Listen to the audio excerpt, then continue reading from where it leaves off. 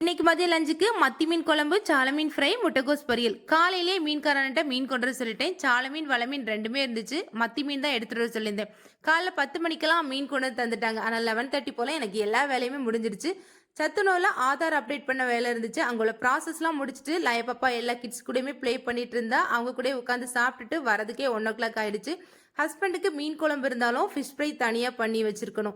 மீன் குழம்புல இருக்கக்கூடிய மீனை வச்சு சாப்பிட மாட்டாங்க. எனக்கு வந்து மீன் குழம்பு வச்சாலுமே தனியாக ஒரு பொரியல் செஞ்சிடுவேன். அதனால எனக்கு வந்து முட்டைகோஸ் பொரியல், ஹஸ்பண்டுக்கு வந்து ஃபிஷ் ஃப்ரை. இடையில சில திங்ஸ் வாங்க வேண்டியது இருந்துச்சு. சத்துணவு போயிருந்தெல்லாம் அந்த டீச்சர் ஒரு விஷயம் ஷேர் பண்ணியிருந்தாங்க. 2 கிட்ஸ் பார்க்கவே பயங்கர சப்பியா, ஏன் இப்படி இருக்காங்க அப்படின்னு சொல்லி கேட்குற அளவுக்கு சப்பியா இருந்தாங்க. அளவுக்கு அதிகமாக ஸ்நாக்ஸ் சாப்பிட்றதுனால குழந்தைங்க கேட்குறாங்க அப்படிங்கிறதுக்காக பேட் ஹேபிட்ஸை என்கரேஜ் பண்ணாமல் ஹெல்த்தியாக வீட்டில் செஞ்சு கொடுத்தா இந்த மாதிரி ப்ராப்ளம் வராதுன்னு சொன்னாங்க.